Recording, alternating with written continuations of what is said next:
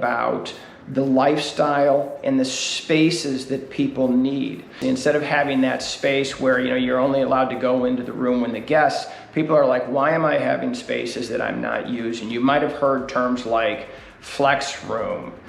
You might have heard terms like away room, which I think are really important in design. With working from home, I often think that being able to step out of the main living area and have a quiet space for working area is really important. It's also important because then you can step away. If you're not working from the middle of your home, you can also shut things down at night. And we have these things all coming together, and so that's where away rooms and flex spaces, where we have very open floor plans, but you want a space that you can close a door, and that's where these away room flex rooms, whether it's a small seating area and a working area, or maybe whether you have a wall bed in that space for a guest, but really you're only going to use the wall bed 5 to 10 days a year, so it's really a much more useful to you as a home office. And this is a way that you're able to combine spaces, bring square footage down, so all of your dollars and cents aren't just going into your home, but also being able to be used elsewhere.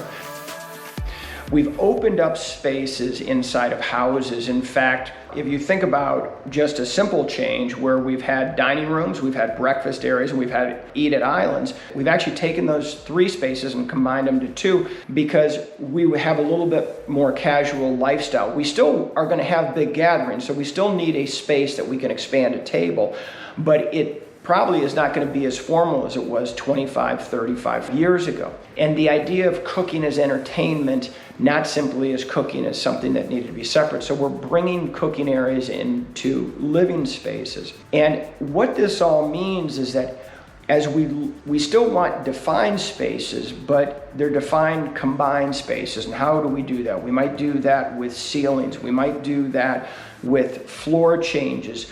We might do that even with how we lay the island out, where we're doing 9 and 10 foot long islands to create, in essence, a barrier from the kitchen to the eating space, to create some definition that way. In fact, where we have more and more wood floor throughout, I see more and more throw rugs defining spaces.